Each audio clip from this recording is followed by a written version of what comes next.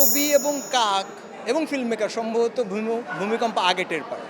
তো যেহেতু এটা 2021-এ প্রিমিয়ার করা ছবি, সো আমরা যে ভূমিকম্প প্রেডিক্ট করেছিলাম সেটা কিন্তু 2024-এ ঘটেছে এবং সেটার কারণেই দর্শক এখন মানে হয়তো ছবিটা উচ্ছ্বসিত হচ্ছে। আমি বলবো ফিল্ম মেকারদের একটু রাজনীতিকদের ছাড় দেওয়া উচিত, তারা যে প্রেডিকশনগুলো করে সেগুলো একটু শোনা উচিত। আমরা আমাদের মতো করে ছবিটা মুক্তি দেওয়ার পরিকল্পনা করছি জুলাইয়ে, মানে জুলাইয়ে আসছে অন্য দিন, এটা আমরা রূপকথায়ও বলি যে জুলাইয়ে আমরা অন্য দিনটা আনার চেষ্টা করব।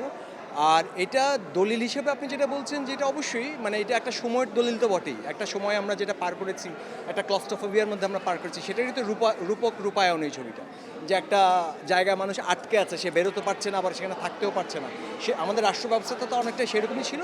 তো সেইটা এখন এটা নানান মানে মানুষ যেভাবে নিবে সেভাবেই ছবিটা আমরা ততদিন দেখাবো। ব্যক্তিগতভাবে আমি আসলে ছবি বানানোর সিদ্ধান্ত মানে আমি ঠিক করেছিলাম যে আর সিনেমাই বানাবো না, কারণ এই সিনেমাটার জন্য যেই ধরনের চিঠিপত্র আমাকে পেতে হয়েছে এবং যে ধরনের কথা শুনতে হয়েছে, তখন মনে হয়েছিল যে state should be a more respectful to its artist and film makers. কারণ আর্টিস্ট এবং ফিল্ম মেকারকে যে স্টেট সম্মান করে না, সেই স্টেট কিন্তু বিপদে পড়ে। এটা ছবিতেও আমি প্রমাণ করেছি এবং আমাদের সময় সেটা প্রমাণ করছি।